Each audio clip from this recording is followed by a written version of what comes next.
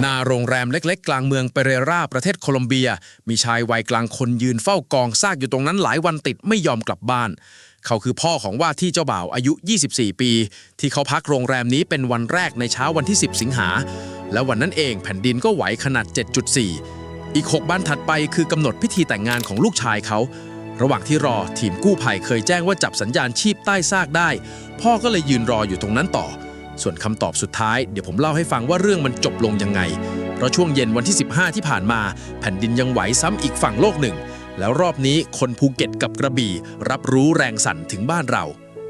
เริ่มที่โคลอมเบียก่อนใครตามเรื่องนี้อยู่คงจำได้ว่าเป็นแผ่นดินไหวใหญ่สุดของประเทศเขาในศตวรรษนี้ศูนย์กลางลึกราว100 กิโลเมตรแล้วเมืองที่โดนหนักที่สุดเมืองหนึ่งคือเปเรรากลางเขตปลุกกระแสว่าที่เจ้าบ่าวคนนี้ชื่อควรเฟลิเป้คิรันโดเป็นพ่อค้าขายของนั่งรถเข้าเมืองมาตั้งแต่เช้ามืดเพื่อมาส่งสินค้าเช็คอินเข้าโรงแรมชื่อดีเบนี่ได้ไม่กี่ชั่วโมงตึกก็ถล่มลงมาทั้งหลังสิ่งที่ทำให้ครอบครัวหาตัวเจอว่าเขาอยู่โรงแรมไหนคือคลิปที่ตัวน้องเองเนี่ยส่งไปให้คู่มั่นดูก่อนหน้านั้นคู่มั่นของน้องชื่อคุณนาตาเลียทั้งคู่มีลูกชายด้วยกันแล้ว1 คนอายุ2 ขวบทั้งฝั่งของตัวคุณพ่อระหว่างที่เฝ้าอยู่หน้าโรงแรมเคยฝากข้อความถึงลูกผ่านสื่อโคลอมเบียประมาณว่าลูกพ่อรักลูกนะวันอาทิตย์ลูกจะได้แต่งงานลูกต้องอยู่ตรงนั้นคุณผู้ชมครับวันอาทิตย์ที่ว่าก็คือวันที่ 16 คือพรุ่งนี้เองแต่เมื่อวันที่ 14 ทีมกู้ภัยขุดเจอร่างของน้องแล้วไม่มีชีวิตแล้วก่อนวันแต่งงานของตัวเอง2 วันผมอ่านข้อความของคุณพ่อคนนี้แล้วนั่งเงียบไปพักหนึ่งจริงๆที่โรงแรมเดียวกันนี้ยังมีคู่สามีภรรยาชาวเม็กซิกันสูญหายอยู่อีกคู่หนึ่งด้วยตัวเลขรวมของโคลอมเบียตอนนี้ยังขยับไม่หยุดข้อมูลที่ส่งเข้ามาระบุยอดเสียชีวิต285 คนบาดเจ็บเกือบ 4,000 สูญหาย379 คนขณะที่หน่วยจัดการภัยพิบัติของเขาแถลงออกมาที่287 คนต่างกัน2 คนเอาเป็นว่าเลขยังไม่นิ่งนะฮะแต่ที่แน่ๆคือมันไต่ขึ้นมาเรื่อยๆจาก100ต้นๆในวันแรกบ้านเรือนพังยับกว่า 70,000 หลังพังราบไปเลย 12,000 กว่าหลังสถานพยาบาลเสียหาย200 กว่าแห่งโรงเรียน 2,200 แห่งตอนนี้สหรัฐอัดความช่วยเหลือเข้าไปราว500 ล้านบาทพร้อมทีมค้นหากู้ภัยในเมือง2 ทีมส่วนสหภาพยุโรปให้มาอีกราว70 ล้านบาทปมที่ยังคาใจกันคือเรื่องรับทีมกู้ภัยต่างชาติช้าซึ่งทางรัฐมนตรีต่างประเทศเขายืนยันว่าไม่ได้กีดกันชาติไหนเลยเอาล่ะข้ามฟากมาที่บ้านเราบ้างเพราะวันเดียวกันนั้นอินโดนีเซียโดนแผ่นดินไหว2 ระลอกในรอบ 24 ชั่วโมงระลอกแรกมาตั้งแต่เกือบตี 5ตามเวลาบ้านเราขนาด 7.7 ศูนย์กลางห่างจากเมืองเอนเดบนเกาะฟลอเรสไปทางเหนือราว68 กิโลเมตรตัวแรกที่สำคัญมากของรอบนี้คือความลึกครับลึกแค่10 กิโลเมตรเองตื้นมากพอตื้นแบบนี้ปุ๊บหน่วยงานอุตุของอินโดประกาศเตือนสึนามิทันทีใน4 จังหวัดแถบนูซาเติงการาวัดคลื่นได้จริงราว1 เมตรที่ชายฝั่งอำเภอเมาโรเลก่อนจะยกเลิกคำเตือนในเวลาต่อมาความเสียหายก็คือท่าเรือที่เมืองเมาเมเรห้องพักผู้โดยสารชั้น2ถล่มลงมาผนังโรงพยาบาลร้าวหลังคาหอประชุมพังยอดผู้เสียชีวิตที่ต้นเรื่องรายงานไว้คือ38 คนล่าสุดหน่วยงานภัยพิบัติของเขาอัปเดตขยับขึ้นเป็น47 คนบาดเจ็บอีก50อพยพราว 2,000 คนพอถึงช่วงเย็นวันเดียวกันเกือบ6 โมงเย็นตามเวลาไทยมาอีกลูกคราวนี้คนละที่กันเลยไปโผล่ที่สุมาตราเหนือใกล้เมืองเปมาตังซียันตาห่างกันจากลูกเช้าประมาณ13 ชั่วโมงตรงนี้มีเรื่องต้องเล่าให้ครบนะฮะเพราะขนาดที่แต่ละหน่วยงานวัดได้ไม่เท่ากันทางสำนักงานสำรวจธรณีวิทยาสหรัฐว่า 6.9 ลึก170 กว่ากิโลเมตรกรมอุตุนิยมวิทยาบ้านเราวัดได้ 6.8 ลึก175 กิโลเมตรส่วนอุตุอินโดเจ้าของพื้นที่วัดได้ 6.4 ไม่ใช่ใครผิดใครถูกนะครับมันเป็นเรื่องปกติของการวัดคนละวิธีคนละเครือข่ายสถานีแต่จุดที่ทุกเจ้าตรงกันเป๊ะคือลึกเกิน150 กิโลเมตรขึ้นไปและไม่มีการเตือนสึนามิใดๆทั้งสิ้นทีนี้คำถามที่ผมคิดว่าคนดูอยากรู้ที่สุดคือคลื่นลูกเช้าเตือนสึนามิคลื่นลูกเย็นเงียบสนิททำไมคือต้องเข้าใจกลไกก่อนนะฮะสึนามิมันไม่ได้เกิดจากแผ่นดินไหวแรงอย่างเดียวมันเกิดจากพื้นทะเลถูกยกขึ้นหรือกดลงทั้งแผงแล้วน้ำทะเลที่กองอยู่ข้างบนถูกดันตามขึ้นมาลองนึกภาพเอามือดันก้นกะละมังจากข้างใต้น้ำในกะละมังมันจะกระชอกออกมาเป็นคลื่นนั่นแหละสึนามิ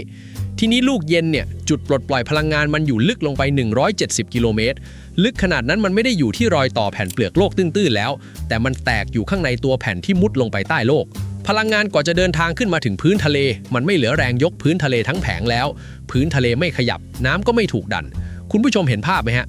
ต่างจากลูกเช้าที่ฟลอเรสซึ่งตื้นแค่10 กิโลเมตรอันนั้นแตกใกล้ผิวพอดีน้ำเลยกระชอกออกมาจริงๆถึงต้องรีบเตือน ส่วนเรื่องที่ว่าลูกเย็นเป็นผลจากแรงเค้นที่ส่งต่อกันมาตามแนวมุดตัวหรือเปล่า ผมมองอย่างนี้นะฮะ2 จุดนี้อยู่บนระบบมุดตัวใหญ่อันเดียวกันก็จริงแต่ระยะห่างระหว่างฟลอเรสกับสุมาตราเหนือมันไกลกันเป็นพันๆกิโลเมตรไกลเกินกว่าที่การส่งต่อแรงเค้นแบบตรงๆจะกระตุ้นกันได้ใน13ชั่วโมงที่น่าจะใกล้ความจริงกว่าคือแนวรอยต่อทั้งเส้นมันสะสมแรงมาพร้อมกันอยู่แล้วพอปลายเส้นด้านหนึ่งขยับอีกด้านที่แรงเต็มถังก็ขยับตามในช่วงเวลาไล่เลี่ยกันมันเหมือนหนังยางเส้นยาวที่ถูกดึงตึงทั้งเส้นนั่นแหละจุดไหนบางสุดก็ขาดก่อนแต่ถึงจะไหวซ้ำตราบใดที่จุดแตกมันลึกโอกาสเกิดคลื่นยักษ์ก็แทบไม่มีพูดถึงความลึกแล้วมันไปตอบอีกคำถามที่หลายคนสงสัยพอดีว่าทำไมโคลอมเบียขนาด 7.4 ตายเกือบ300แต่ฟลอเรสขนาด 7.7 แรงกว่าด้วยซ้ำกลับตาย40กว่าเรื่องนี้มี3ตัวแปรเข้ามาชนกันครับอย่างแรกคือความลึกกับตำแหน่งโคลอมเบียลึก100กิโลก็จริงแต่มันลึกอยู่ใต้เมืองใหญ่หลายเมืองพร้อมกันทั้งกาลีเปเรรามานิซาเลสเขตปลูกกาแฟที่คนอยู่กันหนาแน่นพลังงานลึกมันแผ่กว้างแผ่ทีเดียวครอบเมืองใหญ่หมดคนที่รับรู้แรงสั่นมีถึง10ล้านคนส่วนฟลอเรสตื้นกว่ามากแรงประจุอยู่แถวศูนย์กลางซึ่งเป็นพื้นที่ชนบทบ้านชั้นเดียวเป็นหลักคนอยู่ไม่หนาแน่นอย่างที่2คือเวลาลูกฟลอเรสเกิดตอนเกือบ6โมงเช้าตามเวลาท้องถิ่นคนตื่นแล้ววิ่งออกจากบ้านชั้นเดียวได้ทันส่วนโคลอมเบียเกิดช่วง7โมงครึ่งคนอยู่ในตึกอยู่ในโรงแรมอยู่ที่ทำงานกันเต็มอย่างที่3คือดินกับตึกโคลอมเบียหลายเมืองตั้งอยู่บนแอ่งดินตะกอนดินอ่อนมันขยายแรงสั่นให้แรงขึ้นอีกชั้นหนึ่งบวกกับอาคารคอนกรีตหลายหลังไม่ได้ออกแบบต้านแผ่นดินไหวพอโยกแรงๆก็ถล่มทั้งหลังแบบโรงแรมที่เปเรราพูดง่ายๆก็คือขนาดบนหน้าจอไม่ได้ตัดสินว่าใครตายเยอะสิ่งที่ตัดสินคือใต้จุดนั้นมีคนกี่คนคนอยู่ในตึกแบบไหนแล้วตอนนั้นกี่โมงเทียบกับเหตุที่ฟลอเรสเมื่อปีคริสตศักราช1992ที่ขนาดเท่ากันเป๊ะแต่ตายไปราว 2,500 คนต่างกันตรงที่ครั้งนั้นเป็นแผ่นดินไหวตื้นและมีสึนามิสูงหลายเมตรตามมาซัดหมู่บ้านชายฝั่งรอบนี้คลื่นแค่ราว1เมตรนั่นคือเส้นแบ่งระหว่าง47ศพกับ 2,500 ศพเอาล่ะทีนี้มาถึงส่วนที่เกี่ยวกับกระเป๋าและบ้านของคุณผู้ชมโดยตรง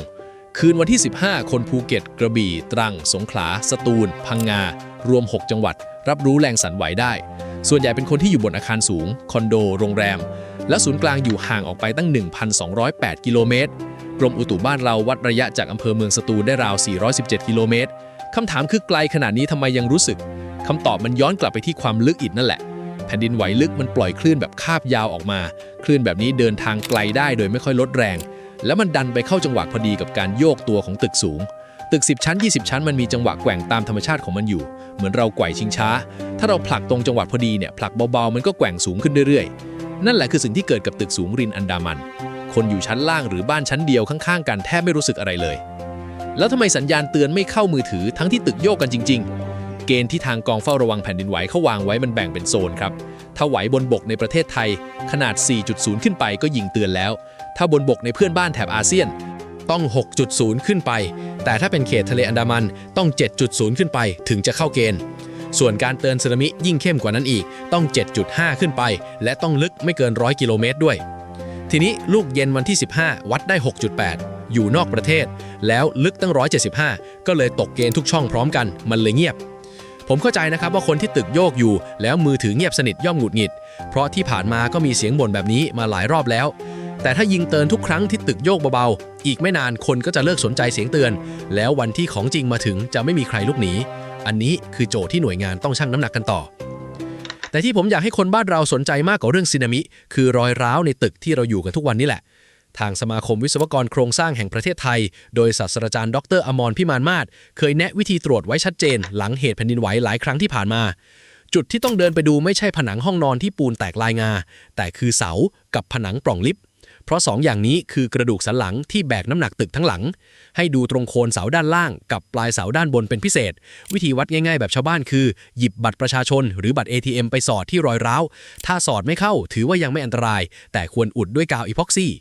ถ้าสอดเข้าไปได้หรือคอนกรีตกระเทาะจนเห็นเหล็กเส้นข้างในอันนั้นหยุดเลยเรียกวิศวกรมาดูอย่าอยู่เฉยคุณผู้ชมครับตึกสูงแถวป่าตองแถวอ่าวนางมันไม่ได้เจอแรงสั่นครั้งเดียวจบปีนี้ปีเดียวโดนมาหลายระลอกแล้วรอยร้าวมันสะสมทีละนิดแบบที่ตาเปล่ามองไม่เห็นความเปลี่ยนแปลงในวันเดียวถ้าอยู่คอนโดหรือทำงานตึกสูงแถบอันดามันผมว่าคุ้มมากที่จะเดินสำรวจสักรอบส่วนอีกฝากหนึ่งของโลกที่สเปนก็เกิดขึ้นเหมือนกันตอนตี 1กว่าตามเวลาที่นั่นเกิดแผ่นดินไหวขนาด 5.0 ศูนย์กลางอยู่ที่เมืองอัลเฮนดินห่างจากเมืองกรานาดาแคว้นอันดาลูเซียราว10กิโลเมตร ตรงนี้มีข้อมูลที่หลายคนอาจสะดุดคือมันลึกแค่2 กิโลเมตรเองตื้นสุดๆพอตื้นขนาดนี้แม้ขนาดจะไม่ใหญ่แต่เขย่าที่ผิวแรงมากตามมาด้วย aftershock อีกราว40 ครั้งทางฝั่งของหน่วยฉุกเฉินแคว้นเนี่ยบอกว่ารับสายแจ้งเหตุไปหลายร้อยสายออกปฏิบัติการ80 กว่าครั้งโชคดีที่ไม่มีคนเจ็บเสียหายเป็นปูนคานกระเบื้องหล่นเป็นหลักและพระราชวังอัลฮัมบราซึ่งเป็นมรดกโลกก็ปลอดภัยดี